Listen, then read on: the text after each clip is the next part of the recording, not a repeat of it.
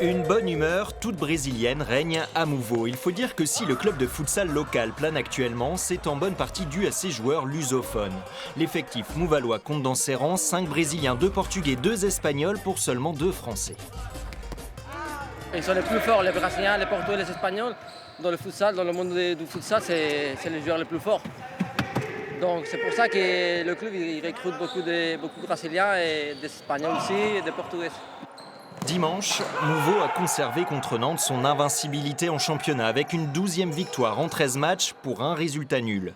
L'arrivée comme entraîneur de Beto Arana et ses plus de 50 ans de futsal incarne le changement de dimension du club. On travaille dur. C'est un club ambitieux, jeune mais ambitieux.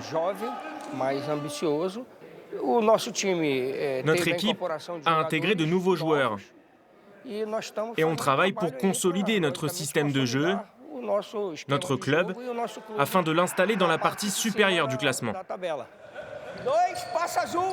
Après son titre de champion de D2 en 2019, le club alors basé à Orchy décide de salarier tous ses joueurs, une situation quasi unique en France. Ses dirigeants misent sur une professionnalisation du futsal dans l'Hexagone.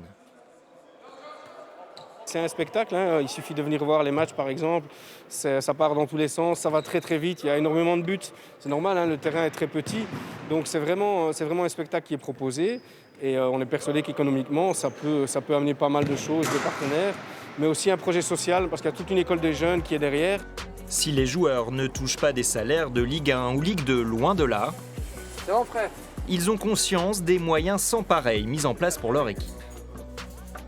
On a la chance de vivre du futsal, c'est le sport qu'on aime. Après joueur, j'aimerais bien devenir coach de futsal, si possible. Donc c'est ma vie et c'est le plus important pour moi. Paris gagnant pour le Mouveau Lille Métropole en tête de la D1 de futsal et qui rêve de tout rafler sur son passage.